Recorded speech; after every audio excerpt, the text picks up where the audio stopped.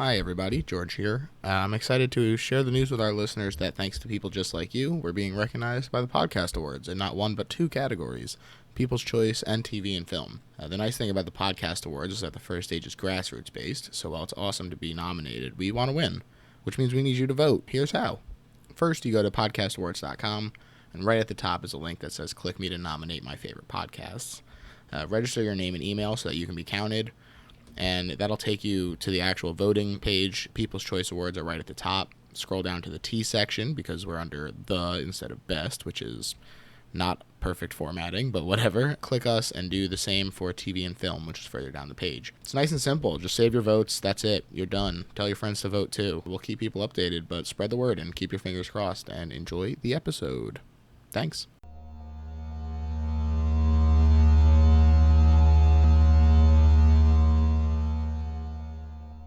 Hi, everybody. I'm George, and this is the best little horror house in Philly, the show where we talk about the best horror movie ever made, according to our guest at least, and I believe this is our first Emmy-winning guest, a writer for incredible animated shows and one of the hosts of a podcast that I truly adore, Goosebuds. Chad Quandt is here. How's it going, man? Hey, George. Thank you so much for having me. And by the way, I had to add an asterisk. That's very nice of you to call that out. It's a daytime Emmy. It's An Emmy is an Emmy is an Emmy. If I'm shooting for one of those EGOTs, right? Yeah. You know, I realized that if I ever got a Grammy and an Oscar and a Tony as well, I'd have to get a D in front of it. So it'd be a DGOT. It'd be a DGOT. That's the new Which thing. Doesn't sound nearly as impressive. Yeah, right? I don't know. That's the new hotness. I guess so. Maybe, yeah. It's either that or a villain from a Metal Gear Solid game that never came out. Oh, that's DGOT. Ugh. So what do you think is your next one? You going for the Tony next or what? Oh shit, that's a good. Yeah. Oh god, this is the most. If I didn't know me from a previous podcast, I would hate me already, George. I'd say, let's see. All right, so I got the Emmy, right? So yeah, Grammy, Oscar, Tony. I think musical would be the most fun. Yeah. Oscars just shit on comedies all the time. So unless I'm gonna do a like The Help type movie, which I'm not going to. I don't think I got a shot at an Oscar. Well, if you go with the musical too, you can kind of roll that into all of them, where you get the official soundtrack and that wins the Grammy, and then you get the movie adaptation and you get the Oscar that way. So that is, yeah. You start with the Tony, right? That's totally what exactly. It is. And the Tony leads down to other roads. That's actually very smart. Yeah, that's the most efficient method, at least, for all you EGOTers out there. Yeah, I don't know what musical story I have in my heart other than about like a boy who loves peanut butter and his parents won't let him have it. Wow. I don't know what other story to tell. That's so relatable, though. I think we've all been there. Maybe that's what success is. It's Book of Mormon once, and then whatever came out this year, and then Peanut Butter Boy. I was gonna say Peanut Butter Falcon, but that's already a fucking movie, isn't it? God damn it. Yeah, well, I think Peanut Butter Boy is a splendid name for it, and I'm sure that people will be clamoring to see it on the Great White Way. Thank you. It's very nice. Nice of you to say. Yeah, George, I'm just going to do the shout-outs now. I'm going to do the tags. George, if you guys don't know anything else from Goosebuds, George just did an episode with us. A couple episodes ago? What terrible book did we cover? It's all been a blur. We talked about How to Kill a Monster. How to Kill a Monster. Yeah, that's right. It didn't give very good instructions because they didn't kill it. It had allergies. Yeah, natural selection picked it off, if anything. Yeah. Which is terrifying to say in its own right. Actually, George, I wanted to talk to you about the Venn diagram of our podcast overlapped this week. Do you read Man-Thing at all? I don't, but I saw that R.L. Stine himself has been working on it, right? Yeah, he's published some issues with Marvel's Man-Thing, different than Swamp Thing. It's different. Of course. They're both sentient vegetable justice plants, but they're very different. Boy, oh boy, I was not expecting Man-Thing to deal with Bitcoin jokes. What is happening? I gotta be honest, that's not where I'm expecting Man-Thing to go either. Yeah, right? Does he have a laptop in the swamp? I'm sure it comes in. I don't almost want to spoil some of the panels that have been posted online, but if you just Google R.L. Stine Man-Thing.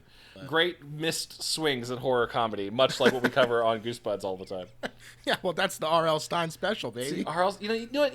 I shouldn't be punching down. Just take the swings, R.L. Just go for it. Write what you know. Yeah. And what you know is jokes about a man thing wearing sneakers, and that's what you got. What more could you ask for? What we could ask for, yeah. I immediately feel bad for punching down on RL. RL, we love you. We love you. Oh, please.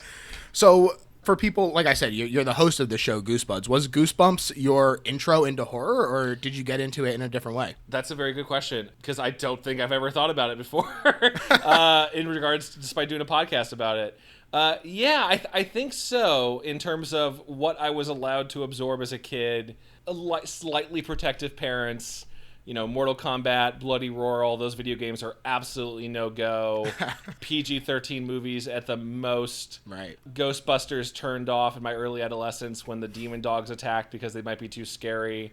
Even though my brain was like, I like whatever this is. I want to keep going down this road. Yeah, Goosebumps was kind of like the gateway drug to a little kid going, what if I got scared for fun? Like that kind of, oh, there's a big hamster. That's very scary. What if a hamster bit me? I'll read this. Like, yeah, it's like the most first step down into the spooky basement. Absolutely. And I mean, it's definitely, the Scholastic Book Fair is the kid equivalent of like teenagers walking down the like VHS aisles and stuff of a movie store, because you walk around and you're like, oh my God, that cover, like, I don't even know if I can handle what's behind that cover. And of course, it's these classic R.L. Stine corny jokes and cliffhangers that wind up being nothing, but if you're just going based on the artwork, I mean, those are some scary, scary things. And as a kid, it's titillating.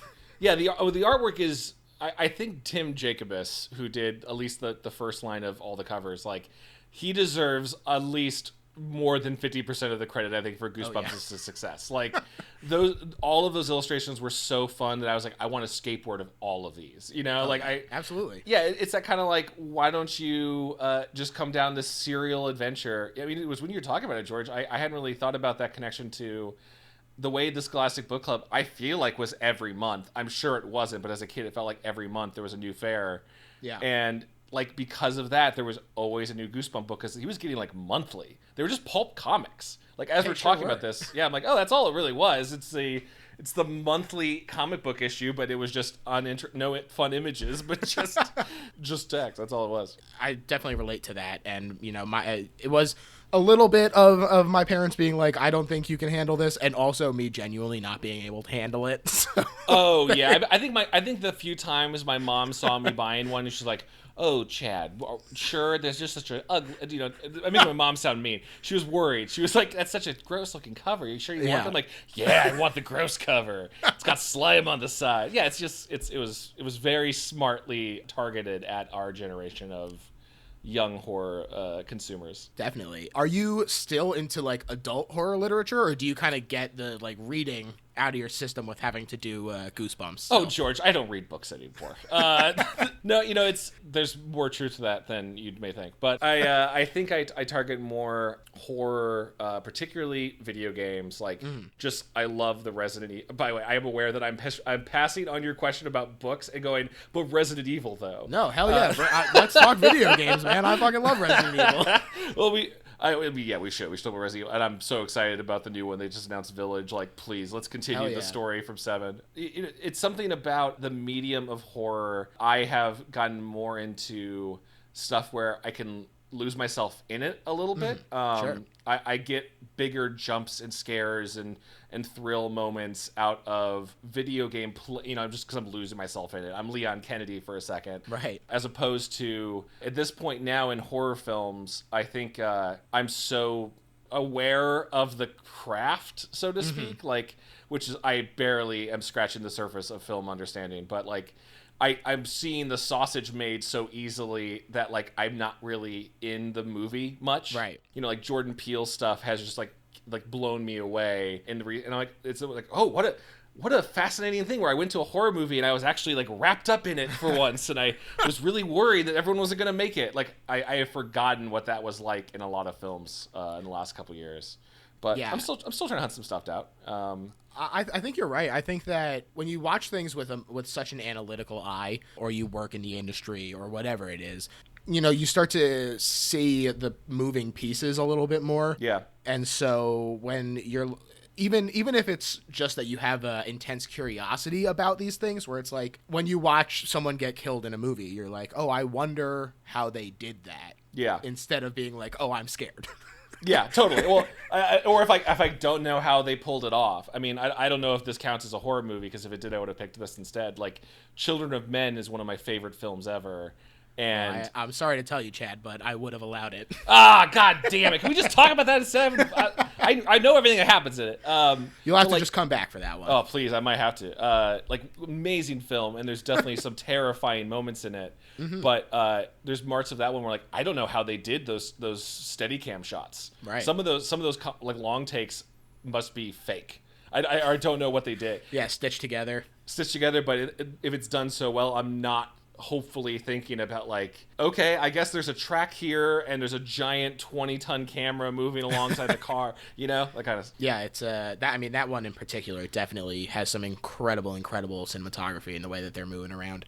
It's great. And yeah, I would definitely count that as a horror movie, because in my opinion, horror is a very, very wide-ranging genre. Yeah. And just because it's not like something jumping out and trying to kill you in that way, sure, that's horror, but also the existential dread and this crazy disease that they're dealing with, and mm-hmm. the being on the tipping point of a cliff, that's, at this point, that's more scary to me than watching, totally. Just a slasher. It's people who get so hung up on what is and isn't horror, that's not my bag, is all I'll say. I appreciate that for sure.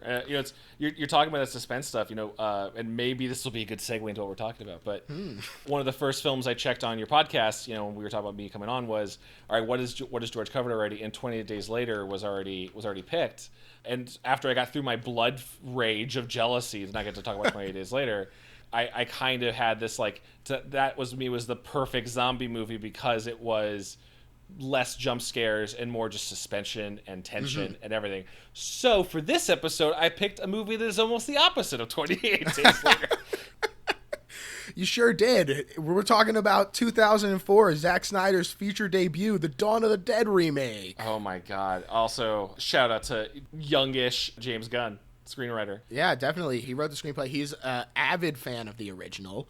When he was hired to write this script, the studio said basically that they were looking for like a re-envisioning mm-hmm. of Romero's film, not necessarily like a remake. Basically what they were trying to do was your Body Snatchers, The Thing, The Fly, that sort of, where you take the core concept and then you really explode it out in a different direction. And they were like, we're going to take this zombie movie that basically is just 4 people living in a mall and we're gonna aim it at younger fans, and we're going to get them into horror by turning this up to 11. Yeah, and that's totally. exactly what they do. It's almost a comic book action movie. Like, it's fascinating which makes sense based on what Snyder went on to do. Well, that's exactly it. I'm curious about how you feel about Zack Snyder in general, if this is sort of a one-off or if you're generally a fan of his movies, because this, to me, even though it is his debut, it definitely feels emblematic of a lot of the stuff that he would go on to do, The way that the action is shot, I know that this is a little bit of an unpopular opinion, but I like the movie Sucker Punch, and I think that the way that the action is shot with these sort of big sweeping shots of, like, when you have the big hordes of people and then these really quick up-close shots of the action that's really quickly cut. Yeah. I think that you can see a lot of what he would go on to do in this movie. It's really great, and it has that, like you said, comic book action feel that I think is his oeuvre. Well, it's fascinating. And by the way, I love that Sucker Punch is a hill you're willing to die on. I will not join you on that hill, but I'll watch you from afar, like Ving Rhames in the binoculars looking at his sniper friend. I have thought about this movie a lot over the years. I hadn't watched it in probably close to a decade before I watched it again for this. But I had such a high fondness for it in my high school and college years. I think I was like middle school when I saw this. I dated myself, but it really like blew me away with a way to do. It's almost like mainstream horror isn't the right phrase for it, but yeah, mm-hmm. it was like all of the stuff that I knew was in horror and zombie movies that I hadn't seen a lot of, and then just kind of condensed down to this very like pulpy, all the characters being very broad strokes, right? They're really video game characters, and it's hard not to think about like Dead Rising and what they did and didn't do based off of this movie whenever you're playing that game.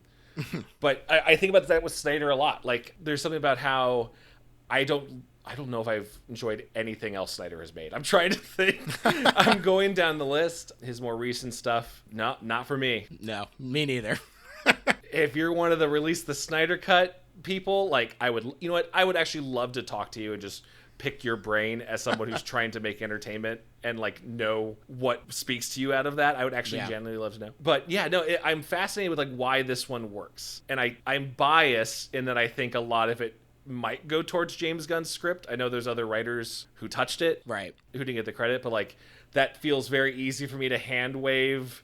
Oh, well, it was all just because Gunn had some good jokes and character moments, and Snyder couldn't touch it. I don't know. I think that's very possible. It certainly doesn't hurt that James Gunn kind of is able to craft this nice foundation for them to work off of, because yes, there were other writers who came in and touched up the script, but to me this definitely reads as a James Gunn script. I mean, so many of the characters feel like James Gunn characters, especially Ty Burrell's kind of the smarmy, smart talking guy. It was so fun to show my girlfriend this movie, she didn't see it, and to her to see Ty Burrell from Modern Family, and I'm like, yeah, this was my starting point for Ty Burrell, so I never trusted him in Modern Family. I was like, that guy's a piece of shit. Yeah, like he is such a scumbag to a cartoonish level, but it's like all in the satisfying way that when we're spoiling this movie, right? We're cool spoiling the plot. Yeah. Okay, when Sarah Polley gets to shoot him in the head at the end after he had said like, if I ever turn into one of those things, take me out. It's so satisfying. Like it's a great little payoff. It really is, and horror movies go one of two ways, where they either spend a lot of time developing the characters so that you don't want them to die, or they spend some time creating these characters where you're like, oh, I like to hate this guy, and so when he finally bites it, it's you get that satisfaction that way. And this movie really kind of leans into that style, where you get these characters who you're like, oh man, they're in it, and like everyone's fighting amongst each other, and there are some of them that I like, but there's a bigger group. Like I said, the first one is basically just 4 people, and so when you lose one of them, it cuts a lot more out. It's a quarter of your characters. Yeah, and this is what, like, by comparison, there's probably 12 survivors total in the mall, something like that. It's definitely a lot more. They had a budget of $28 million for this, which is actually lower than I expected. And Universal, it was supposed to be higher, but they slashed the budget after noted schlockmaster Uwe Boll's House of the Dead came out. I saw that when I was doing research myself. I was like, Uwe Boll almost, like, he didn't almost tank it, but like, imagine that being the movie that's hurting your project, right? Oh my God, I'd be so frustrated. I cracked up thinking about this because I was like, imagine taking the public temperature on something based on how well Uwe Boll's movies do, where they're just like, all right, no more World War II movies because Blood Rain the Third Reich bomb. Oh God, I saw that movie and I regret it for free. Well, it's funny you mentioned that, or it's good that you mentioned that, because I think about this movie a lot, in particular to when it came out, right? Like, 2004. So, and it's March-ish, like 6 to 7 months before Shaun of the Dead came out, which blew me away even more. Yeah. Definitely had that poster in my college dorm. Oh my God, love to talk to people about Shaun of the Dead. And then a year before that, in 2003, was 28 Days Later. And in my mind, they, at least for me, they were the trifecta of like culturally making zombies kind of cool and interesting again. Yeah, definitely. I don't know if Dawn of the Dead was particularly successful. For me, it felt like it was a huge movie, but I get the sense that it wasn't as much. Well, it actually did do pretty well. It made $102.3 million total. That's pretty good for 2004, yeah. Definitely. And I mean, it had an opening weekend take of $26.7 million. So it made its budget back in the first 3 days of release. That's great. I don't see how they could complain about that. And on top of it doing well financially, it's also pretty well regarded, especially when you consider that it is a remake / reimagining, whatever you want to call it. Yeah, and it started a whole other line of reimaginings of Dawn of the Dead again. Yeah.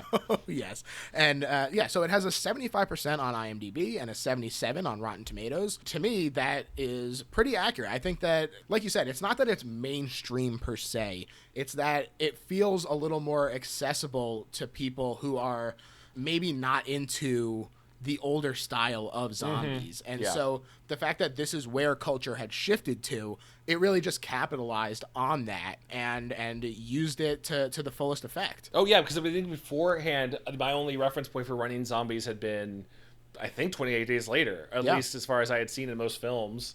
And then almost became like, then Left 4 Dead, the game came out, you know what I mean? Right. Before you even started to worry about it. I think I saw like Snyder in some quote say that he was worried about the slow zombies being comical or silly looking.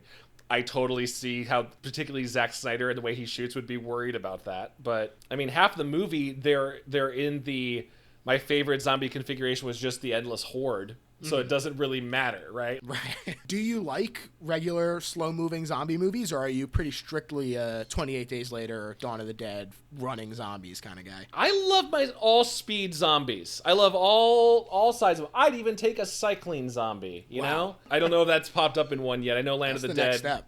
Probably touched on it. No, I don't know if I have a preference. I get the appeal of the running ones and how fuck that makes you. Yeah. I've been kind of wanting any of the zombie craze to go back towards its more, I believe, original roots, which is more voodoo. Like, I think that's just an interesting, but also you don't want to culturally appropriate it, and that's a whole... It's a fine line to walk. It's a fine line to walk, but I think there's something fascinatingly cool about that entire side of zombie infections that are more kind of more magical. And I'm sure you did way more interview on any of this, George. So if you've seen any of the same stuff, please tell me. But before we talked about this movie, I saw James Gunn referring to the infection or the infection in this movie, the virus, that he didn't want it to be called a virus. Like the DVD is the only thing that ever calls the zombie virus in this movie, and that he wanted it to be more like a supernatural thing, that a bite infects you, but it's not like the COVID particles go into your bloodstream and transform you. Yeah, I think that's, first of all, I think that's really smart of them to differentiate themselves from 28 Days Later in that way, because that was so specifically the rage virus. I think that if they had really leaned into it being an infection in that way, it would have been even easier to lump the two together. Totally. But I think that also it does kind of pay homage to that origin of where zombies come from. And it's not something that a ton of movies touch on. I mean, Zombie 2, the Lucio Fulci one, that I think is the only one that I know of where it's really like a focus on the Caribbean and, you know, it's kind of magical instead of a virus. But there is something sort of alluded to that in the Romero ones, especially the one that this is based on, because the line, which does come up again in this movie, that Ken Foree has in the original one. Oh, yeah. It's on the TV in this one, right? As he's like a pastor. Yeah, and it's one of the most iconic lines. It's literally the tagline of the original Dawn of the Dead, but it's when there's no more room in hell, the dead will walk the earth. I loved it. It's amazing. It's the fact that it's this sort of like religion aspect to it where it's not just a disease, I think makes it... The otherworldliness of it makes it much more scary than something that can just be approached from a science perspective. Yeah, and I think that's to its merit in this movie and kind of the everything else in this era too. What 28 Days did very well too is, even though they have very different takes on what's kind of the cause of it, they don't spend forever on, you know, how it started. Even if 28 Days Later shows you the monkey jumping out of the cage, like it's really more just this has happened. And like how do people react to it? And I think that's the basis for a lot of zombie films, but that's what like got me really into that type of storytelling in my unbearable college years where I was just writing zombie films. Like I loved the idea of society put through this crucible where everything can kill you, sort of thing. Yeah, and I think that it's really smart that they do kind of just jump into it, but it also really works for me in a way that the lead-in kind of feels like Night of the Living Dead could have led into it. Like the way that it starts that way, it kind of feels like it is just another branch on what was already a branching pathway. Like it could be canonically in the same world, you're almost saying. Yeah. That's you cool. know, obviously there's the speed difference, but in terms of the world that they're living in and like where they're at when it starts, it definitely gives me that vibe. So I think that that's really cool. There are a bunch of significant changes from the original one, though, speaking to that reimagining. In addition to the speed of the zombies, first change, and in my opinion, a huge mistake, took it out of Pennsylvania. Oh, yeah. Did they say what state this was in? Yeah, this is in Michigan, I believe. That's Michigan. Okay. Yeah. I'm from the Midwest. I should have.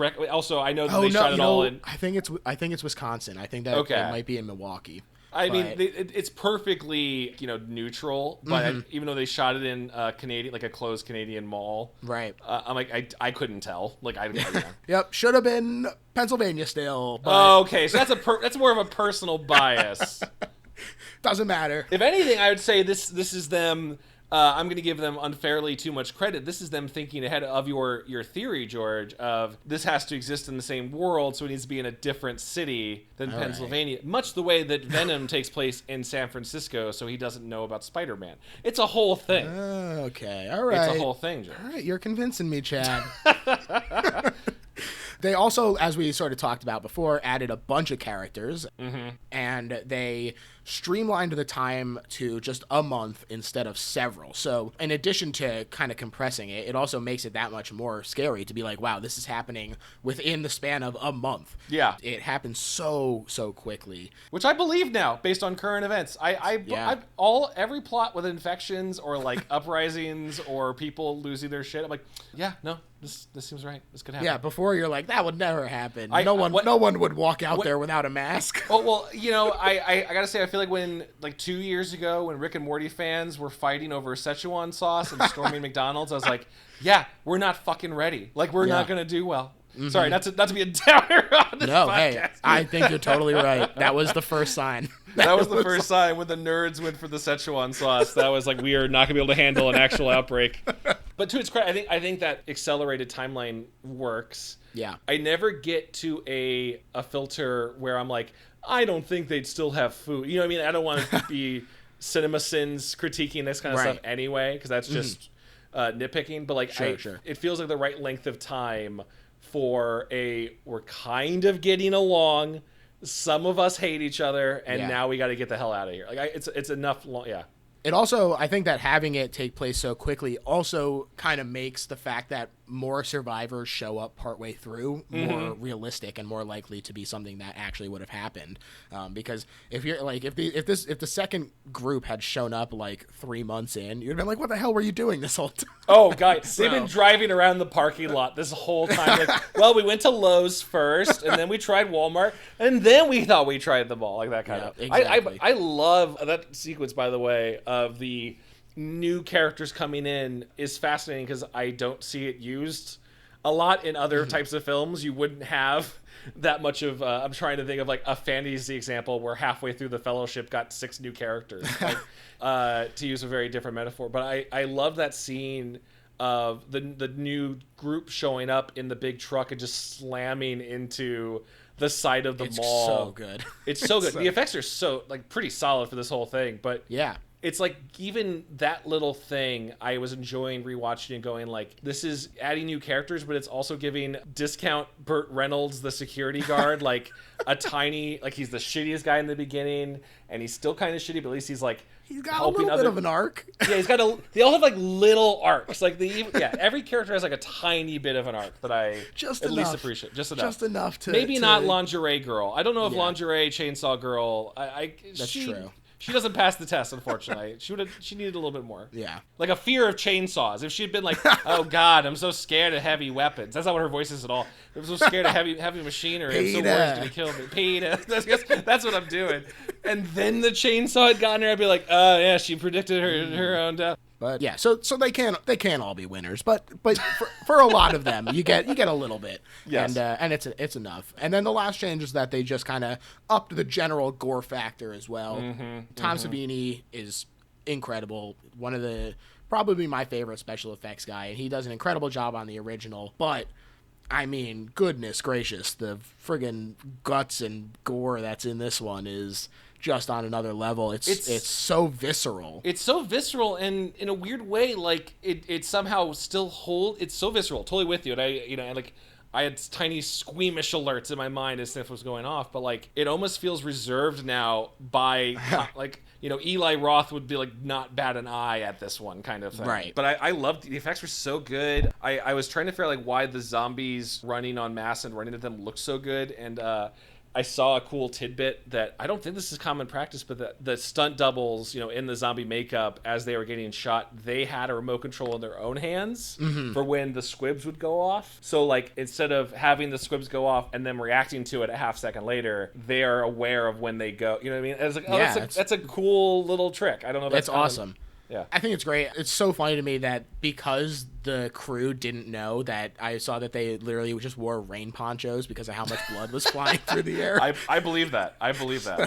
So I thought that was fun. And there was a lot of detail to it, even in those effects. Different colors of blood were used for the zombies that were in different stages of decomposition. Cool. Red for the recently dead, a browner version for the ones that had been dead for a couple weeks, and then this like oily black sludge for the ones that had been dead for a while. Yeah. It's really good. It's really good stuff. The effects are really solid in this the whole way through, and it's great. To talk about that moment, I was thinking that with I forget the actor's name, Max Headroom, who has a great small character in this, blanking on his name. He comes in as part of the secondary survivors, right? Yeah. Gets bit, has to say goodbye to his daughter as he turns, and like he is also because he's Max Headroom and he looks like a cool skeleton man, but like the makeup may naturally know him kind of like every scene he progressed. Yeah. Very like believably from a healthy man to a emaciated guy barely hanging on. I thought it was really well done. Yeah, I totally agree. The makeup, it's not like only a few people got it. By the time the production wrapped,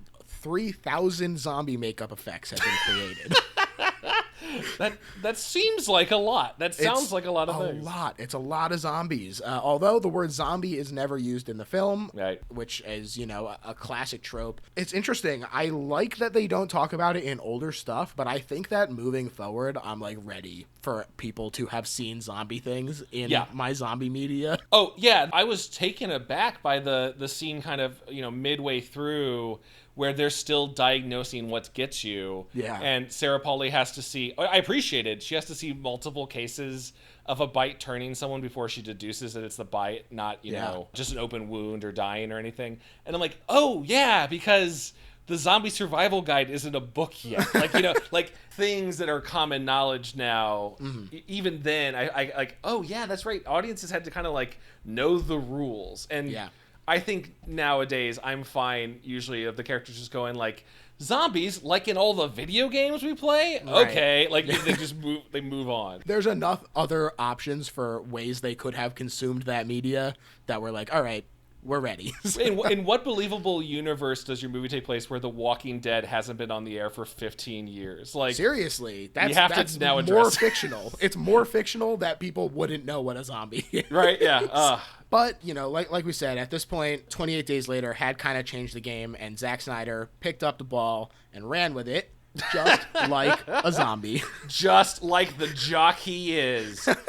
Oh, man, yeah, I loved watching what he was doing in terms of, like, there's some dope-ass shots in this movie. And again, I know that it's not just always the director. A good DP can save a movie. Like, there's so many people at work, but just, I mean, the shots, like the slow shot of the group on the roof, and then bam, bam, bam, like cut to wider and wider and wider, where you're getting pull-out views to see how big the horde has gotten. Yeah, it like shudders into place. It's really great. It's really great. Like, there's so many little parts of this. Like, if you talk about the best relationship in this entire movie is Ving Rhames and Andy, the gun store guy across the street. I love it. The dude has, like, no lines, and he's my favorite character. I know. It's just to describe, in case you're watching this and haven't seen, like, just this relationship between silent and stoic Ving Rhames, who's so fucking sick in this movie. He's great, yeah. Oh my God, I love him. Also, side note, I don't know if you saw this trivia, George, but it was that Ving Rhames, when he's getting stitched up in the movie, his character has like a small wound, and it's kind of a fake out if he got bit or not. Apparently, the on-set nurse or whatever actually like sewed into his arm the prosthetic. So she's like getting into real Ving Rhames, sewing a fake Ving Rhames arm onto him, and he didn't say anything until they were done with the shot. What? So badass. Oh my god! Not that people should be allowed to supposed to be stabbed on camera with Ving Rhames, but like that Ving Rhames relationship with Andy, the guy across the way. Somehow I love a guy who owns a gun store. It's incredible. I never thought the day would come. They're back and forth via like whiteboards, and then Ving Rhames tells Andy across the way on a whiteboard with a sign, Fort whatever it's called is gone. No survivors, and Andy writes on the whiteboard back, so what's the bad news? That's like a solid line, Andy. Good job. Like, and it's great. Like Ving just smirks for half a second, and then we go back into misery. But it's like little levity moments. It's like the first time that Ving Rhames has kind of cracked a little bit in terms of, he's been worried this whole time because his brother is at that fort. He's also just kind of a stoic guy in general. Mm-hmm. And also he's been kind of forced into this leadership position that he definitely didn't want. So having someone across the way who is able to kind of break through to this, it's just really good. But it's really good. I wanted him to get those sandwiches, I wanted him to get that food and join the team on their death bus. I did too, man. You and me both. But before we get too far into the movie, let's start breaking down the plot a little bit. Oh, please. I will say that according to my notes, it is in fact Milwaukee. So just in case people wanted a definitive answer, we open up on Milwaukee County Hospital. We see Anna, who's Sarah Polley's character. And I really, really like this opening scene because there's some great groundwork happening in terms of setting up the zombies even before this opening that people are a little bit more familiar. The part before that where she's finishing her shift and, the guy admitted for a bite at 6 a.m. got a head x-ray because he was no longer communicative, and then he got moved to the ICU. And it's also getting moved from doctor to doctor, which I thought was a really cool detail of that's why no one's kind of connecting the dots, only she's like, why would he be there now? I don't know. And she's on her way out the door, and so she's like, whatever, I don't care, it's been a long shift. And laying this groundwork, I think, is vital in terms of creating a world that's believable, because it does so much to be like, oh, like, I wonder what's going on. And, there's this news bulletin that she turns off on her way home because she turns to music, and it was obviously going to be about the outbreak. Yeah. It's almost the joke from Shaun of the Dead where the TV is telling them what's going on. It's very close to that, and it's funny the way that it works perfectly as a joke there. It also I think it does work seriously here. It's funny how it works both ways. Dude, my that scene before the bigger, longer one of when she comes home and it just has some like dialogue with her husband about a new boyfriend that's never going to come into play, or her coworker's new boyfriend. There's that they go to shower to have sex. Feels like a very easy skin scene. But that's when they miss the national broadcast, right? And implied go to bed and miss it. That is such a legit fear I have.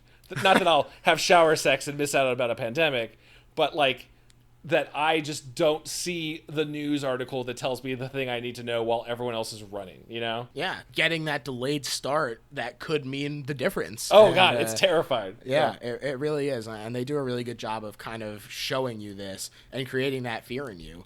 It's also interesting while she's on her way home, like you said, she goes to meet her husband, Lewis, and it's this perfect white picket area, and every house looks exactly the same, and there's a little kid on a bike, or no, rollerblades, and it's just very sort of idealistic in terms of what people are supposed to aspire to, and the way that they set this up to be shattered in the very next morning, God, it's such a perfect way of like pulling out the rug on it. Yeah, it's almost laying the groundwork for the entire movie to take place in that neighborhood, and it doesn't.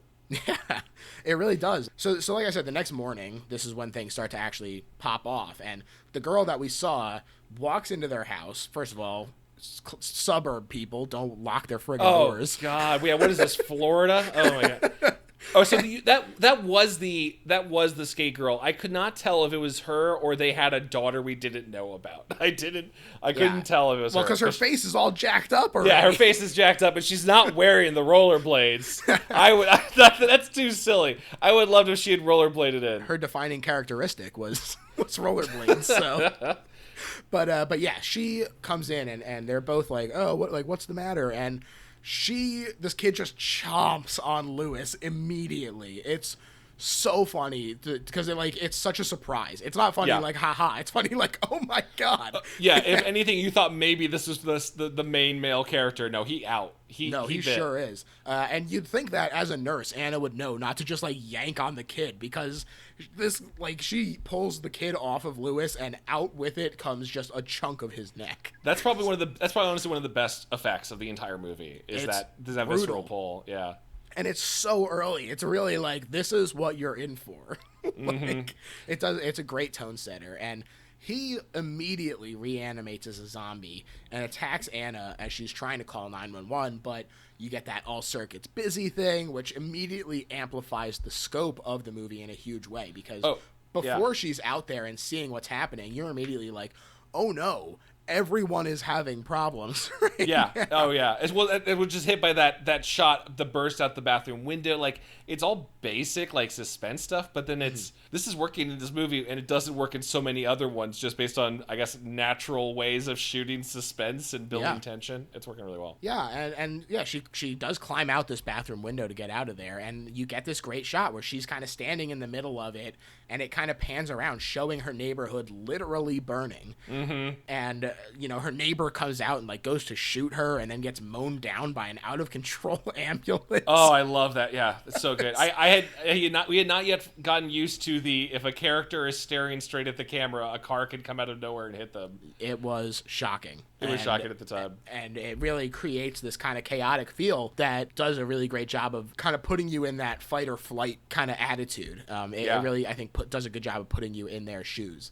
Anna flees in the car. She does get in, and she's driving down the highway, and you get a nice little reference to Night of the Living Dead here, because a truck is seen crashing into a gas station, and Ben, who's in Night of the Living Dead, mentions that he was listening to a radio and that a truck crashed into the gas pumps, and so that's cool little reference there. I think goes to show that James Gunn and whoever worked on these scripts really was a fan, and that this is not something that they were like, all right, what are the kids into these days? They were like, we want to make a Dawn of the Dead remake. So. Oh, yeah. There's like so many Easter eggs in this movie. Mostly I didn't pick up when I was watching until I looked it up later, but like the mall being the name of one of the characters from the original. And like, it doesn't feel eye-rolly Easter eggs in any way. It just feel like nice little touches. But I want to say one of my favorite shots of this whole thing is in that right before she gets on the highway, the long kind of like shot of her in her car driving through the neighborhood on fire,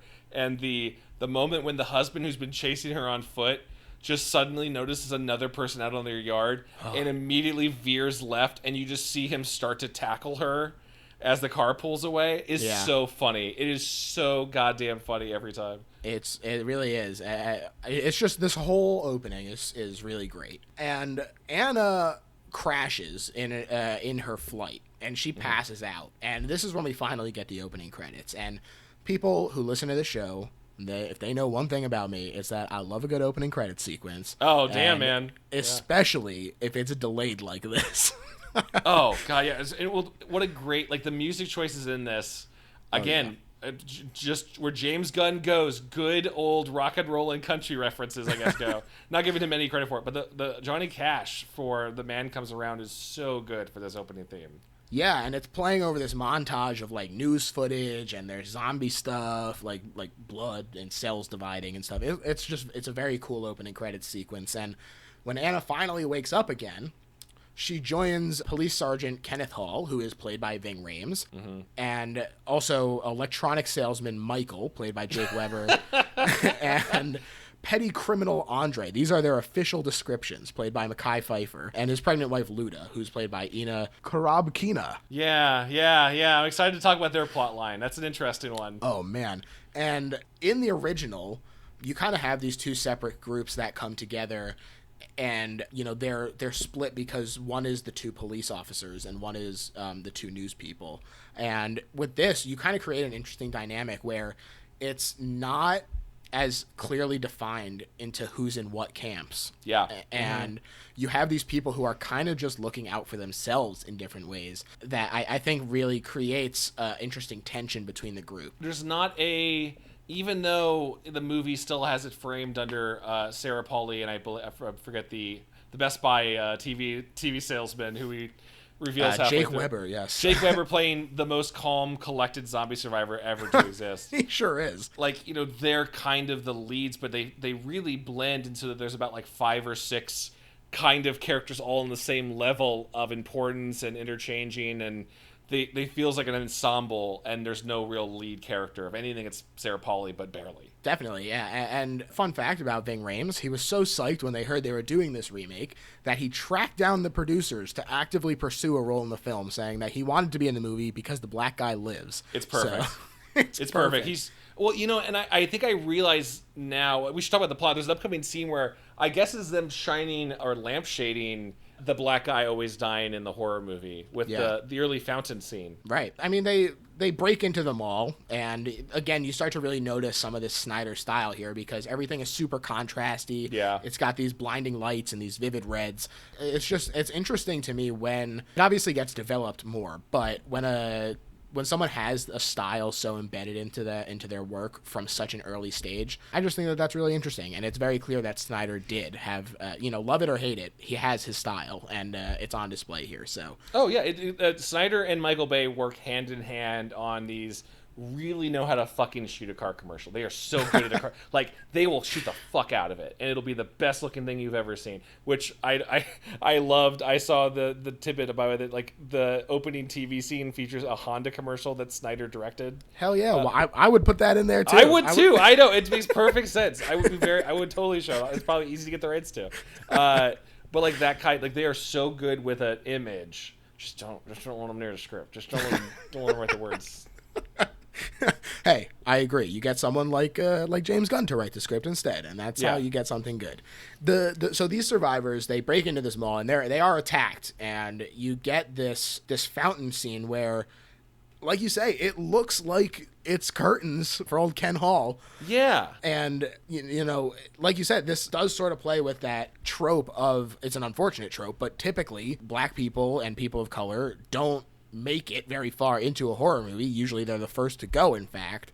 And this sort of acknowledges that, and they put him in this situation where it looks like Ving Rhames is going to die. And then they pull that, they say, that's not this movie. And he gets saved by Anna. And it's a great way of letting you know that you can't just expect the same old stuff. Yeah, totally. And it's also there's a nice level to, they play the character deaths sporadically out through it enough that you're never feeling constantly ever safe, right? Mm-hmm. Even in the fun montage, don't feel completely safe. And that, like, you kind of could buy that at any point any of these characters could get it to a believable degree. Yeah, absolutely. And yeah, it does do a really good job of setting that up as well. And they head to the second floor because they're like, all right, first floor is no good. And 3 guards of the mall, CJ, Bart, and Terry, reluctantly agreed to let them stay in the mall, but makes them surrender their weapons. They get, like, put into a store and locked in. They're real douchebags. They sure are. And it's kind of that I got mine mentality that, like, is my greatest fear that people would have in a situation like Dude, this. Totally, man. I worry less about the zombies or the robot hordes as much as the dude with a gun who thinks he's a hero, like that kind of, or like I control Bartertown now. Like, I don't. Oh my god, that personality is terrifying, and then to have that guy running things in this mall is great first act stakes. Yeah, definitely, and they do such a good job of kind of showing us who he is, not even necessarily just through his own actions, but we get a Tom Savini cameo. He plays a sheriff on TV, and that's right. When he's talking about, like, I know these guys, and unfortunately, you just have to put them down. And you just see CJ there, like, being like, yeah, this guy gets it. And, like, That's terrifying that he's like preparing himself to kill his friends. The mall security guards are fascinating, like mini antagonists in the movie. Like they are themselves are a cause of chaos in it, and it's my favorite detail I had not picked up until recently was that like they still. What's the secondary dude's name? There's the good secondary dude, and the Bart is the bad guy. Bart's the bad one, the one that's just like, oh yeah, the girl that was having sex with the girl from Dairy Queen, now she's dead. Like Bart is a stooge to a perfect degree, where he is still listening to his boss, even though that shouldn't be a thing anymore. You know, right. Like he's holding to this weird level of like taking orders and some people need a hierarchy, unfortunately. Yeah, no, it's true. Seems like Bart is one of them.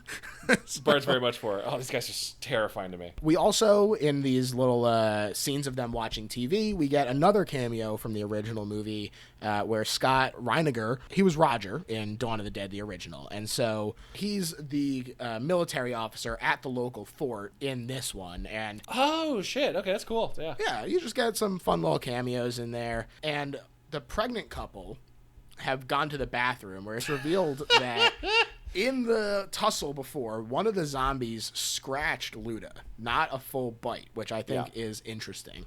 Mm-hmm. And Anna is stitching up this gash that Kenneth got fending off the zombies. This is the scene that you were talking about, the sewing the prosthetic. Yeah, I mean, well, yeah, and for like at least like half of the movie, Ving is walking around with a big bloody bandage on his arm. So you're like, when are we going to talk about it? Like, when are we going to address it?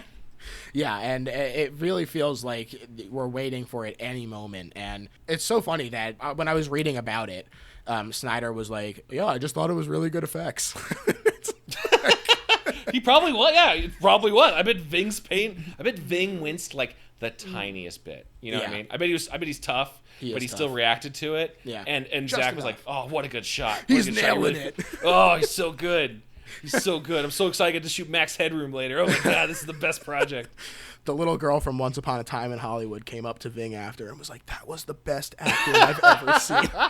Ving Rhames is so, like, what's happened? Why isn't Ving Rhames in more stuff again? What's going on with Ving Rhames? That's a good question. Ving Rhames, where you at, man? Where you at? Oh, he's so good in this. He is. I mean, he's so good in everything. But yeah, it shows in this. And they split up into these groups. So you have... They're securing them all. We see CJ, who is he's the main security guy, and when one of the other security guys he went downstairs and had already fallen victim to the zombies, right? He shoots this guy no problem, and he gives me this kind of like wanted to be a cop but couldn't even clear that bar kind of vibe. Yeah. Oh, totally, scuzz. Like, there is despite it being taking place in what you said, Wisconsin, and shot in Canada, these dudes had conservative Confederate flags on their cars. Like, yeah, for sure. You totally got some weird hee-haw vibes from these dudes. He's just like, I just like the Dukes of Hazzard. Yeah, oh yeah, the General Lee's is a sick car, man. It's a totally believable piece of shit. Like, it's who I would think might be corrupt if they were a security guard. Like, that's what it would become. They do a really good job, I think, of like, he is a realistic asshole in that it's not quite a caricature. Like, he feels like a little racist, but he's never out and out. And he, like, in the one scene where he's like he takes off his hat and you see that he's balding a little bit, and like it's just so, this character is so fascinating to me because it feels so real. Yeah, no, I mean, and I think they're all little like snapshots of caricatures, right? Like, they're all almost like if they were all by themselves, they'd each have a 2-minute vignette short story about being in the mall in the apocalypse. They'd all do different stuff. And now, just because they're all stuck here, it's like a reality show almost in the way that they handle it. Yeah, it really is. And I think that it totally works. And they basically decide that they need to paint a sign on the roof to like call people to them. And this is where we finally see Andy, who is stranded, like we said, in the gun store across from the zombie and across from the mall. And there's a zombie infested parking lot between them. And they also see a helicopter fly by, which just straight up ignores them. I appreciate that the helicopter was close enough to confirm. You know, it's like Again, it's weird how much all these movies are doing similar beats at the same time of like, it's like the 28 Days Later plane flying overhead, but evoking completely different feelings. Yeah, it really is. It's fascinating how they really are kind of like mirror images. Mm-hmm. And this is when we get the Ken Foray cameo as well, where he is this TV evangelist, and he gets his classic line, and when there's no more room in hell, the dead will walk the earth. And everyone is just feeling pretty glum. things are not ideal. And it's interesting because so much of what makes the original great to me is them living in the mall. Right. The minute that the biker gang shows up in the original, I'm like, damn, it's over. Like the mall part's over. And to me, in this one, when the fact that the mall feels so unsafe and that it really feels so much more temporary than it does in the original, I think that it's so fascinating the way that they're able to shift it and kind of control the way that you feel about these things. And even this safety gets totally shifted again. It gets destroyed when the next day this delivery truck just full of survivors, they're pursued by zombies, they drive in through the lot, and they just slam into the wall. They park the box truck how the one time I had to drive a box truck for work, how I parked it. It was just praying. We're just reversing them when we're praying. Hey, you know what? It friggin' works. And when they're talking about what they're going to do, the tensions flare. And finally, the group manages to get the drop on the security guards, and they take their weapons and put them in the holding cell while this new group fuck the cops, man. Get the guns. Yeah. It's very satisfying while they get, because they're on the roof, and CJ is like, okay, if you take another step towards helping them, I'm going to kill you. And, again, this idea of him being like, not only am I not going to help people, I'm actively preventing you from helping people. And they've done the work at this point in the movie to establish that a CJ-led society in this mall is going to end really badly. You've seen something needs to change. Yeah. And that's exactly what they do. They take this opportunity. They take their weapons. Terry, the third security guard, does come over to their side. Oh, handsome Terry. Sweet Terry. Sweet Terry, our young lad. He doesn't want to kill anyone, and so he comes over, and good for you, Terry. He's like, I just wanted to keep the GameStop safe. I didn't want to start imprisoning nurses. Also, Terry, GameStop will be fine without you. GameStop, we'll all be fine without GameStop, actually. Let's be honest. And so this new group shows up, and it includes Norma, Steve, Tucker, Monica, Glenn, Frank, and his daughter, Nicole. Kenneth, so that's Ving Rhames, he's determined that he said he's going to take this truck, and he's going to find his brother at the fort. He loves his brother, man. Yeah, he sure does. He's been saying that he's going there the whole time, that he's not interested in being a leader of this group because he just wants to go find his brother. And in what was genuinely kind of a gasp moment for me, the new group was like, we just came from there. It was a bloodbath. No one's alive. I was like, oh my God. Oh, yeah. Ty Burrell gets to do they're either dead or dead-ish. Yeah. Oof. One of the women in the group is on death's door already. You can basically see every vein bulging. Yeah, she is... honestly, she's just a Resident Evil zombie already. She is... I could not tell how much of her was makeup versus prosthetics. Yeah. She is a bloated corpse that is on death's door for sure. It's gross. And she's wheeled inside only to die and reanimate. Literally immediately she friggin' croaks. And it's this really great tension building moment because, Anna's a nurse, and so she gets close and she checks her pulse. And yeah, she leans in for the breath too. It's there's such great suspense fake outs. Oh yeah. And then she finally lunges after Anna.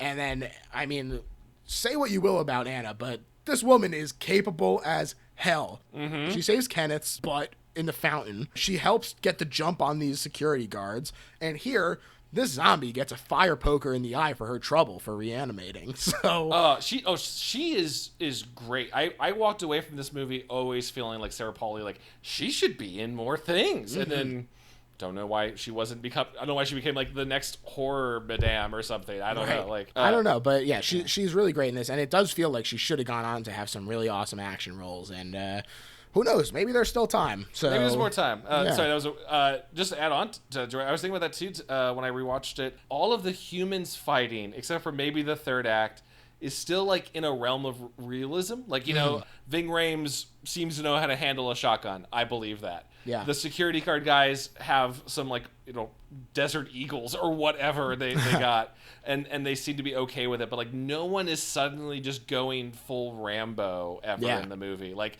all of Paulie has probably like 5 kills in the movie, and all of them feel like a thing a nurse could believably pull off. Yeah, it's like she's like very close when she gets the first shot, and so it's like, okay, just point and shoot. And then for this one, it's like a melee weapon instead of a gun. So you know, it does all feel realistic in terms of capability, and it's really good, and it's a fun scene. But this is where things kind of take a turn, because after she's killed, the group determines that the disease is passed on by bites. This is kind of where they put 2 and 2 together, and Luda, who's the pregnant woman, keeps her scratch a secret from the group, although Andre already knows, and Andre is her husband. And so Frank, one of the new people who came in, has already been bitten.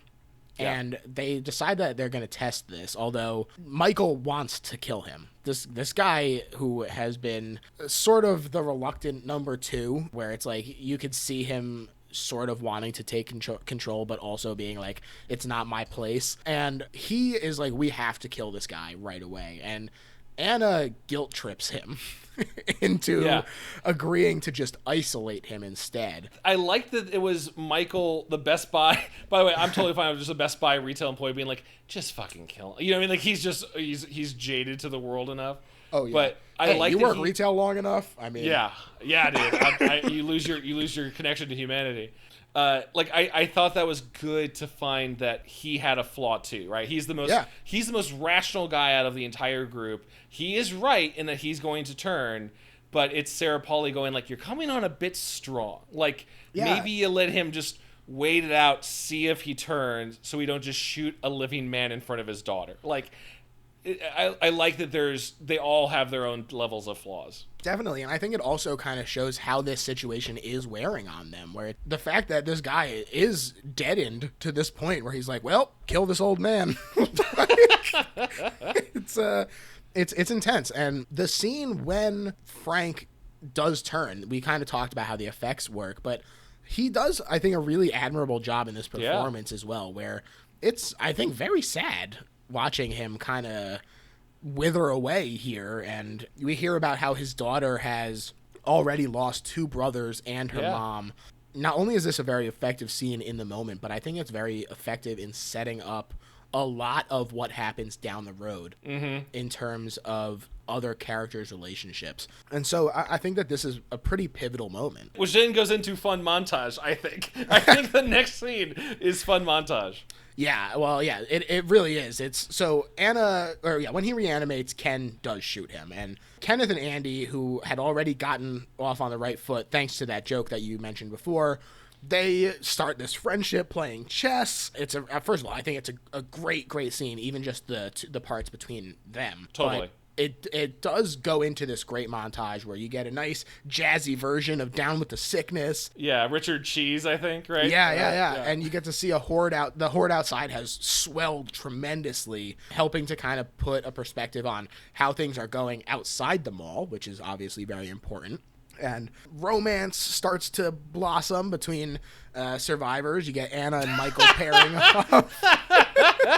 I think romance is a really, really great way to play. Being a little generous here. Yeah, but, being a little generous, yeah. You get Anna and Michael pairing off. Nicole and Terry. So Nicole is Frank's daughter. Terry is the security guard. Yeah. They hook up as well. And while maybe this is the least romance of the romances, Steve and Monica are hooking up as well. That's Ty Burrell and Lingerie Lady, because she really doesn't do much else besides have sex on camera with Ty Burrell. So yeah. She's probably the weakest character in terms of just that. Yeah. But at least that montage, it was enough of a thing of like, it doesn't overstay its welcome, but I keep going like, well, I could have watched a whole movie of just the fun of living in a mall when no one else is there. You know what I mean? Yeah. The pandemic indoor stay-at-home vibes that this movie has gets really strong during this montage. Yeah, it gives you a nice little taste of the original, or like why the original was special. And to me, I think that it's important that they included it a little bit, but I also am really glad that they didn't stay on that too long, because if they started kind of honing in on that, then you start having the inevitable comparisons to the original a little more. And the way that they have just kind of this little homage to it, it really helps me kind of separate them into being like, these are two different movies, and I like them both. And I think that it's really smart that they utilize this. But the fact that it is such a great scene is also important, because if they had kind of botched this little montage here, I think that it could have been very painful. And the fact that it is kind of dead center of the movie, it's a really pivotal moment, like I said.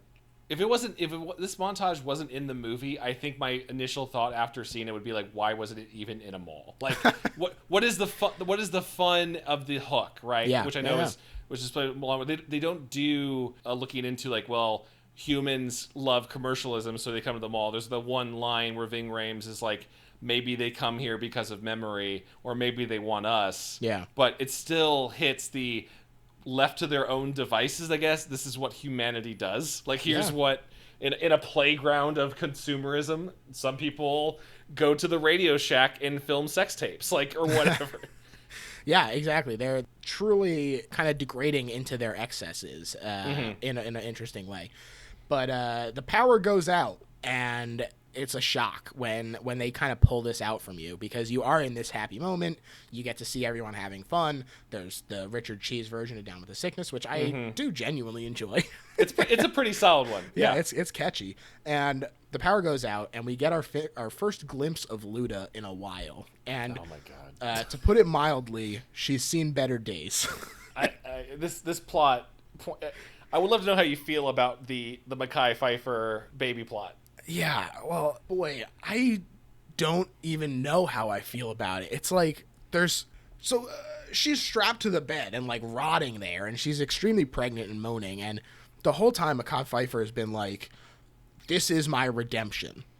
I was a crook, but I am moving forward in order to bring this child into the world. Everything I'm doing is for this kid. This is how I am going to redeem myself and my legacy. I think every one of his lines is about his baby or his family on some level. Yeah, he's really hitting it hard. He's the Vin Diesel of this movie, where it's really about family. It's about the zombie baby. You got all the people in the family. I think that that's a really interesting kind of aspect of like in this moment having this like kind of selfish desire, but really still kind of viewing it as like his duty. He's like this is what I'm here to do, like from God. And he like really gets so wrapped up in this that it like drives him insane. Yeah, and throughout the whole, because it's throughout the whole movie, if it had just kind of been like a sudden tone shift, it helped me a lot that at least it was kind of like, well, we're not telling anyone she got scratched because we don't know that bites are, fatal yet. Yeah. And like, I'm just trying to keep her private because I'm protective, and like, it feels like a thing that just got out of hand. Like, as opposed to he's obviously kind of lost his mind, but you can see the descent, right? You can see the slow, like, he's kind of bargaining, like, okay, well, now we're gonna keep you tied down so you don't hurt yourself. At this point, it's like, what are you even doing anymore? The survivor that wanted to hold on to the loved one. Yeah, and I think that maybe, as you've referenced it as the zombie baby stuff. The zombie baby. It doesn't quite stick the landing, perhaps. No. Yeah, when I used to recommend this film, when High School Chad would tell people to check out Dawn of the Dead remake, my asterisk was always, there's this zombie baby plot that's pretty stupid. And I think I stand by it. But in this recent rewatching, maybe just because I'm more familiar with like James Gunn's work now and knowing he used to do stuff for Troma, I'm like, well, I've never seen a movie with a zombie baby before. I know, it's interesting. Yeah. It really is, and it does this like funny little roar and like. Oh, I know. I couldn't believe they showed the baby. I kept thinking they would like hold back. No, you just no. little baby with like zombie eyes. Just it's screaming. funny. It kind of is funny, but I think There is a piece of me that feels like it was on purpose, that it is kind of that trauma influence where it's like, we're just going to push the envelope as far as we can. And maybe it comes across as just edgy and try hard, and maybe it comes across as funny, but we're going to try. Oh yeah. And I think I read that like the original idea was that the baby was going to eat the mother. Yeah. I don't know how graphic that was going to get, but I see that version, right? I wish, yeah, man. yeah. I wish we got face hugger baby. Oh my God. It would be nightmare fuel for sure. And I get why they didn't do it. Yeah, they decided that would have been a step too far. But I think that it doesn't necessarily work as a scare moment, but it does work as a scene where I get to talk to my friends later and go, how about that zombie baby? Wasn't that fun and silly? Can you believe that Sarah Pauli shot a zombie baby? Like that they show that it's at least a thing. Yeah, exactly. No other movie gives you that. So they should put that on the DVD. No other movie will give you zombie babies. So Luda is in the middle of this childbirth that leads to zombie baby, and Michael, Kenneth, and the two up to this point confined security guards go to the parking garage to activate the emergency generator. And unfortunately, I say, but also who gives a shit? Bart dies. Yeah. Yeah. So, a cool like hanging zombie gets him, like a nice variation in the enemy type. Yeah, it was cool. And he drops down. They lose Bart, but they gain a dog named Chips, which not only seems fair, seems like they came out ahead in that deal. Oh, they totally did. They definitely traded at least a closet racist for a dog. So I think they turned out good. Yeah, and Chips is played by a dog named Blue. So good job, Blue. Good research, George. Good research on this podcast. This is what we strive for. Is at the very least you're going to get the names of all the animals that are in there. I appreciate that. I genuinely do. Meanwhile, Luda gives birth. She dies. She reanimates, and Norma kills Luda, which makes Andre. That's the breaking point for him. It wasn't the fact that his wife is a fucking zombie. And also, while Andre is like dealing with this pregnancy, when she dies, the baby is like still moving around and like stretching the belly. And I genuinely out loud said, ugh.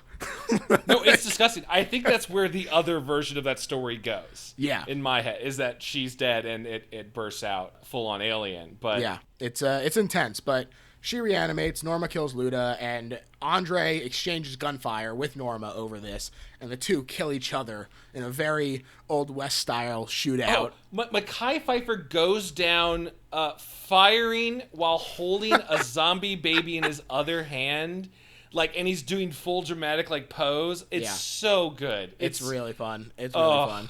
And say what you will about the storyline. He's going for it, man. Oh, yeah. He's fucking going for it. So you got to give respect to that at the very least. He treats it like a serious... this is the most serious part of the movie.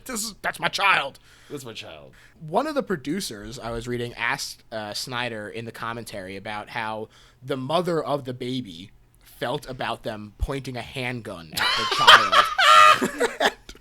child. And Snyder, jokingly but also not really joking, was like, she was there saying, I love show business and I want my baby to be part of this.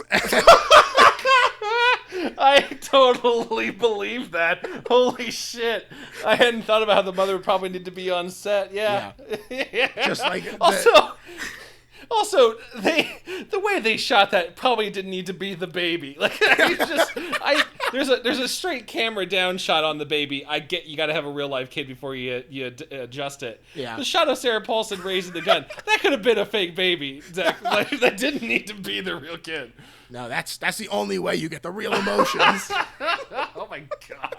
I maybe change everything I feel about this movie now. And so after a passing joke where they kill this baby, and then there's a joke about how where could we possibly go? Like, it doesn't matter if things are able to get in and there's all these zombies down there. Where can we possibly go? And as a joke Ty Burrell's character says, what are we gonna just hop on my yacht and get out of here? And yes, that's exactly what they're gonna Yeah, do. no, that sounds great. We did not know you had a boat this whole time. Also, most unbelievable part of the whole movie is that they lived with this guy for a month and he didn't talk about his boat. Yeah, that is a very good point. He definitely, it got mentioned in every He had the boat keys on him. He definitely at some point at quiet dinner was like, "Oh, these, the keys to my, oh, they have a big thing on it so they don't sink because it's a boat." Of course he's the one, and of course that's a really great way of making it so that they still need him while he's a piece of shit. Yep. It gives you a reason for why they're not just pushing him out the door, which I think is very funny and important. Yeah. So we get another amazing montage here. I love this montage as well, where they're reinforcing 2 shuttle buses from the garage to get them to this marina. They're welding on snow plows. I love it. Attaching metal bars and chains, and they stock Even it the with art girl is chainsaws. spray painting teeth on the front of the plow to make it look sick. Amazing. Now, it's been a while since I've seen the original. That's not in the original at all, right? The battle bus thing is not at any part of the original movie. No, they are, as far as they're concerned, they're waiting out that whole goddamn apocalypse in the mall. Yeah, it's just a departure from the original in a way that someone who didn't have a lot of attachment to it. I don't mind. I thought I was like, oh, this is getting interesting now. Yeah, so to me, this was something I was thinking about as well. I think that it's a really interesting way that they also kind of tie in Day of the Dead, the third one of the Romero zombie movies, because in that one, there's a big subplot where one of the characters is constantly trying to get his friends to go with him in this helicopter and just fly to an island and wait it out. Oh, interesting. And so kind of having that allusion to that, I think sort of brings up a lot of the same sort of emotions of how much do you owe it to society to try and figure out what's happening and fix it versus I need to find safety for myself and that's the most important thing. Totally. I think that it does a really interesting job of bringing that up just by quickly tying that in. So I think that's interesting. I think it's a really great way to keep things moving in this movie. So it's great. And the montage is amazing. They stock it with chainsaws and propane tanks and road flares and everything. And you just get this friggin' awesome death race friggin' bus. Best Buy guy living out all of his fantasies is like, hey, Sarah Paulson, look, I made a window slot for chainsaws. Is that cool? And she's like, this is the most romantic thing that's ever been said to me. Not really. I'm dead inside, but I appreciate it. Yeah. Hey, safety first. Safety is romantic. First. So, but they also say, while they're doing this, that Andy is part of the group and they gotta go rescue him. I love it. I also love that. And Steve is reluctant, but they kind of pressure him into it. And so what they say that they're going to do, because Andy is withering away over there because he has no food, they strap supplies to Chips. Chips is a fundamental plot point of this movie. He really is. And I mean, it's interesting that we've seen already that the zombies don't care about dogs. They're not interested in eating him. And so when they finally realize this and they lower him into the parking lot, it's very tense, but you're also wow, this is a great idea on their part. Yeah. He's going to go in there. But, this genius plan is also their downfall because you can't be hey, dog, when you're done, make sure you close the door behind you. That shot, and by the way, it's the cutest thing of seeing Chips with a combat vest, just presumably filled with Lunchables and juice, is so cute. And, it really is. Yeah, it's that shot of through Ving Rhames' binoculars. You get to see an up close of the door in front of Andy's gun store. The dog goes in. The dog made it in. It's totally good. And just that hand shoots through perfectly out of frame to catch it at the last second before he can slide it down. And zombies just start fucking shooting in there, dude, full on diving in. Now's our chance. And it's heartbreaking. It's so well timed. Yeah, it really is. And Nicole, again, that's Frank's daughter, the one who's basically lost everyone. She goes off script and she crashes the delivery truck into the gun store to get Chips back. Not only because he's a good boy, but also because, as her dad explained at the beginning, she's already lost a ton of people, and I literally cannot handle another one mentally. Yeah, when I was younger, I thought she was the dumbest character in the movie, and now I'm like, no, I totally get it. I would go after my dog. Most relatable character. Yeah, I would go after my dog. Even if I know it's dumb, I would do it. Yeah, and she gets trapped in there by a zombified Andy. And when she's talking on the walkie-talkie, honestly, when Andy is talking on the walkie-talkie as well, and he's like, oh, wow, you got it to me. Oh, what? There's someone in here. Like, you're like, no, Andy. Oh, yeah. Oh, it's hard when Ving talks to him on the walkie-talkie and you realize they haven't talked at all heard each other's voices. Yeah. And Andy doesn't know that a bite infects you yet. It's like heartbreaking. You're like, your favorite character isn't going to make it. Yeah, it's brutal, and you get a similar sort of thing where Nicole is also trapped, and she is talking to them through the gun store, and she's very scared, and it's effective at making you scared on her behalf. And a group of them decides that they're going to go into the gun store via the sewers. I don't know why they didn't think about this when they were trying to get Andy. But because you know that the sewer levels are always the scariest levels of Resident Evil. That's true. They also they're still pretty reluctant, but they're like, this is literally the only way left. And so they go in, they do make it thanks to some propane tanks that blow the shit out of these zombies. Yeah. And they kill zombie Andy. They rescue Nicole, and when Andy gets killed, that's a practical effect, and it looks amazing. They literally I couldn't tell. I couldn't tell how they did that one. They built a prosthetic head and just filled it with blood. Oh my god! Yeah, it popped off so cleanly, like a flat top that I thought it must have been CG. It's a really good effect. Yeah, it's really great. And I also love that Ving gets to do it. Kenneth, they're the bromance of this movie, and it's just very much like, hey buddy, sorry I gotta do this to you, but I'm the one to do it. It's so good. Yeah, and while they're in this gun store, they do grab ammunition, which was also part of the reason why they were coming to get Andy, because they were like, we can't survive on just the ammo we have left, so we needed to go to this gun store. And fun fact, while they're stocking up, the music from the gun store in the original film can be heard playing very lightly in the background. That's really cool. That's cute. Yeah, so thank you to IMDb for telling me that. And they head back to the mall, and along the way, Tucker breaks his leg. I hate to say it. Oh, that's such a good break. He falls through the manhole in the chaos, so he just hits the sewer and breaks both legs. Absolutely brutal, and he starts getting devoured. And CJ, who has, as we've sort of mentioned earlier, he's sort of midway in his arc at this point, and he shoots Tucker out of mercy. And oh, sorry, George. I just got to call out the amazing action shot that I think I've seen 10 movies rip off since, of right before he gets it, CJ is pulling him by the neck. Oh yeah, because his legs are broken, and giving. Sorry, his name is, I forget all of their names. Tucker, the kind of nice, good old boy with the broken legs, gives him both guns, so he is firing both pistols at the zombie as he's dragged backwards through the sewer. It's almost silly, but it's great. They're getting along. Yeah, it's teamwork makes the dream work, except it doesn't work because he gets eaten. And they get back to the mall, but they can't even open the door because Steve abandoned his guard post.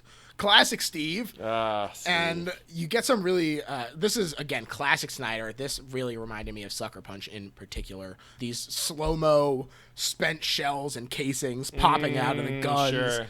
And it's just blat, blat, blat, blat. It's a fun scene. And Anna is finally there to let them in. So they manage to get in, but zombies storm the mall at this point. They've gotten in, and this forces an early evacuation in their death race buses. Mm-hmm. And when you see how many are out there, it's genuinely oh fuck.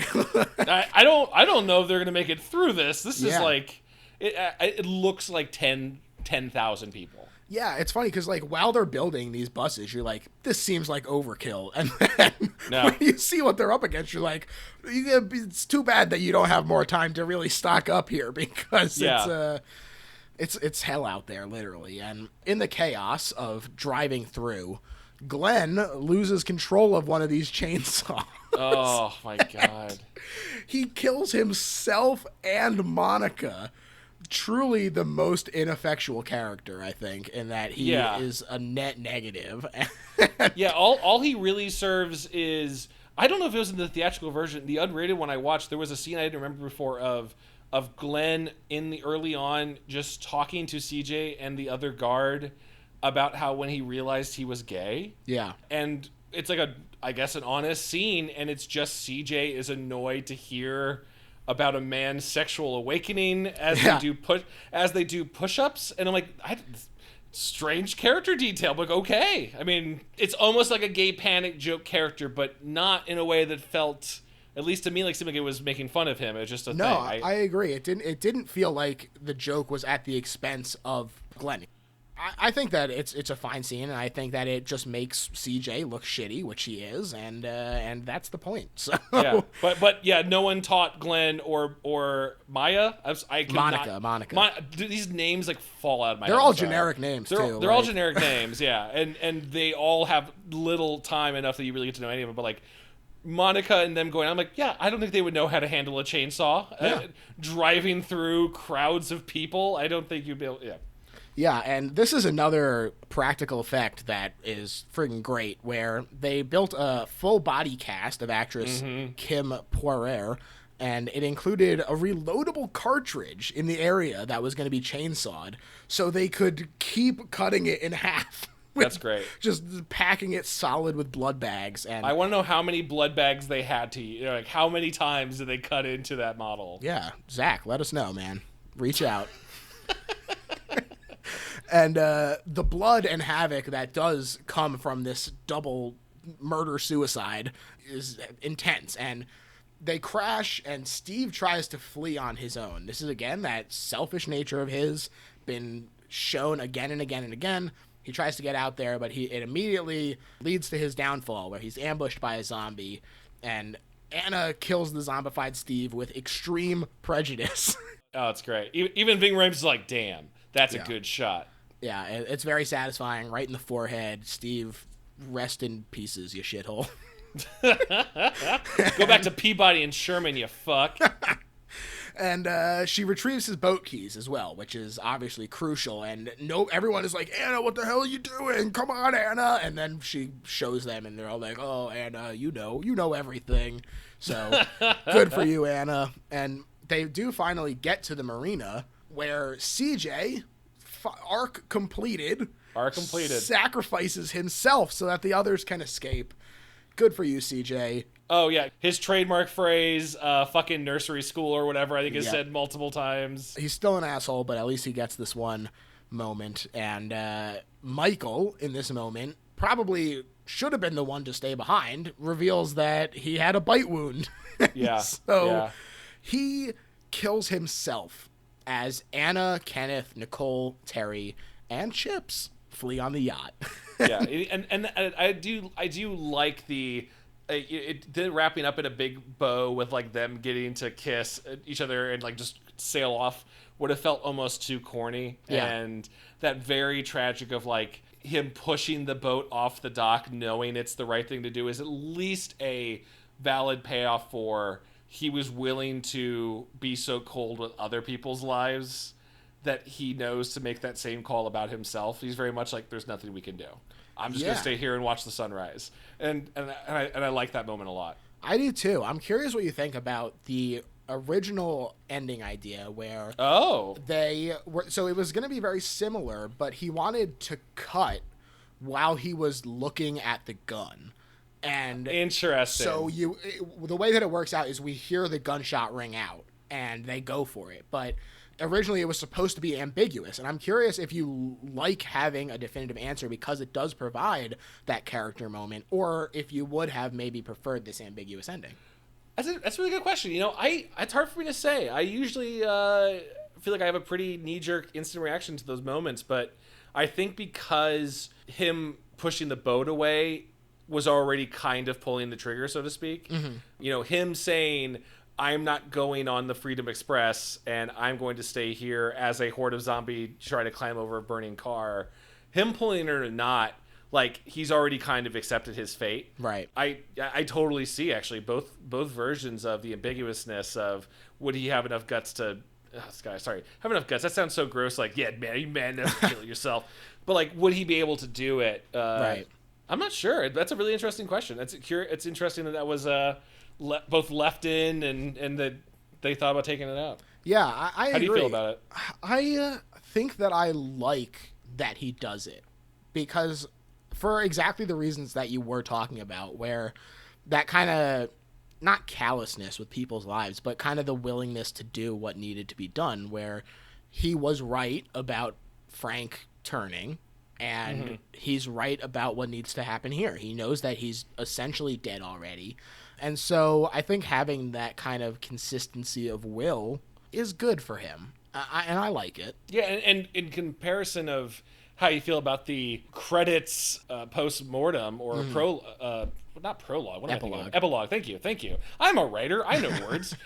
The credits epilogue, he maybe saved himself some trouble. That kind, you know what I mean? Like sort of, it's kind of a dark ending, which I also loved this credit scene, which, by the way, if we could talk about it. Like, yeah, absolutely. So the credits start to roll, and as they do, footage from the camcorder that they found on Steve's boat shows the group kind of running out of supplies, arriving at an island, and then being attacked by a swarm of zombies. One detail, George, I gotta add.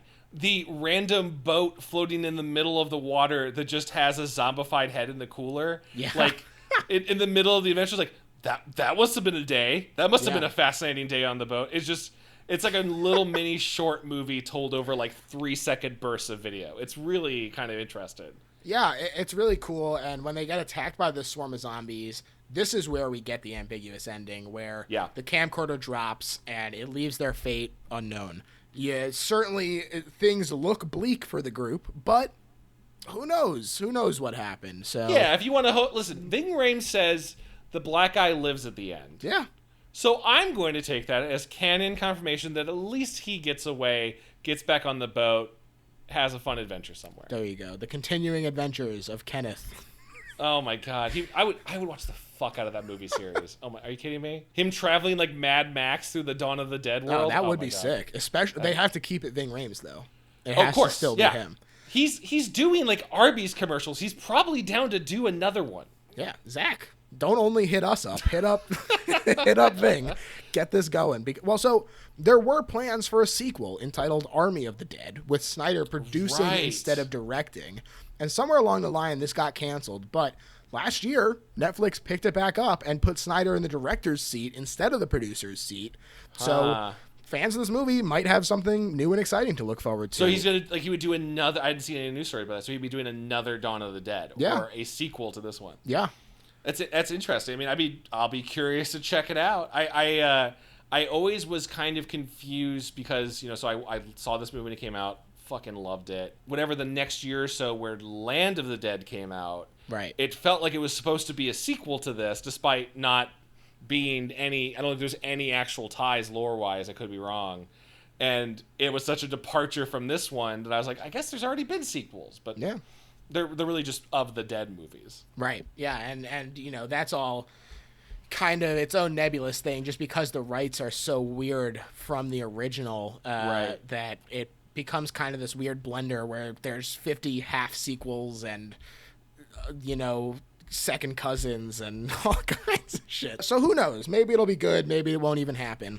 Who knows? But we've reached now the point, Chad, where we sum up why this is the best horror movie ever made. And so I will let you start us off. Oh man. Okay, cool. This movie is one of the best horror movies ever made, because it helped establish why am I trying to start this like I'm on Debate Club? It helped establish a zombie craze that we are, I would say, arguably still suffering from, of a trend that has just accelerated to a giant multimedia genre. And for good or bad, helped cement the careers of two giant blockbuster creatives. I know Gunn and Snyder both had worked beforehand, but a very great mixing of their styles to make a more of a mainstream horror movie that I think you could theoretically show to most people who have a passing interest in the zombie genre and pick up a lot of the greatest hits. That's what I'm going to retroactively change it to. I think this is a great way to re-sum up several decades of zombie movies, the good and bad parts of a lot of them, into this is covered by this film. I totally agree. To me, this is the best horror movie ever made because it takes a lot of what makes the original one interesting and subverts it, but not in a way that comes at the expense of the movie. And in fact, makes it more accessible because, God love him, Romero is incredible, but a lot of people are bored by his movies because a lot of the times the zombies are not the real threat. It's really about the human element and their dynamics together.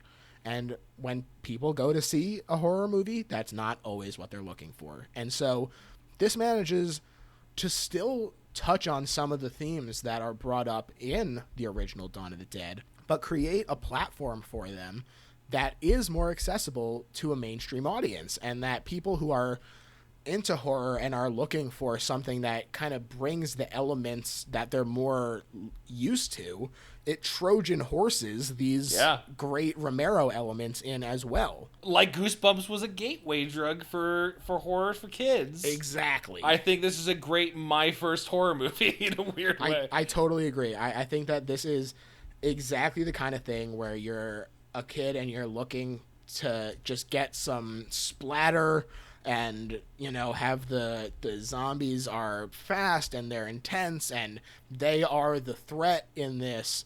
But you also have that human element where, CJ is an asshole and are the humans going to be at each other's throats too much?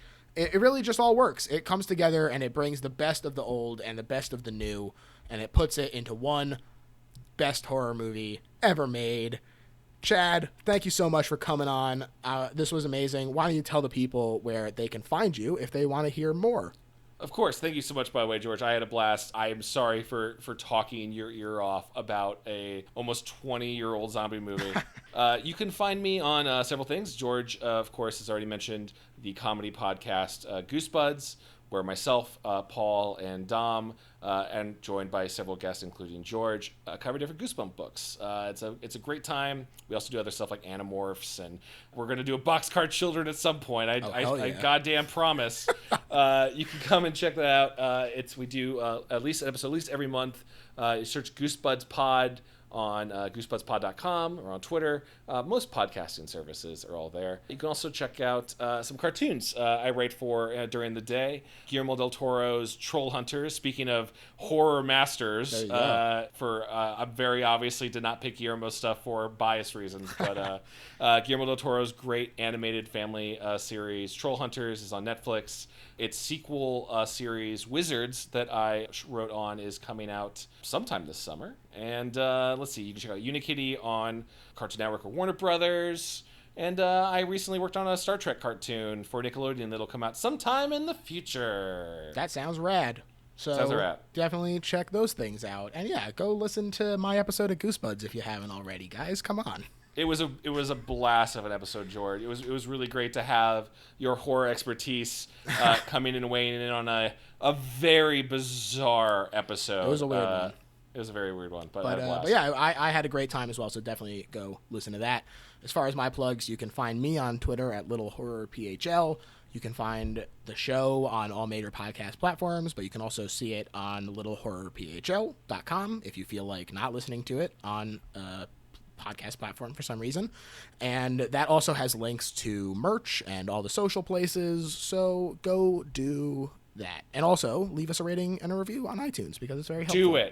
Do it. It's really good for podcasts. Help out George. Help me out, guys. Help me to help you, because the bigger it gets, the more I can bring you. So, and that's it for me. So thanks again, Chad. See ya. See ya.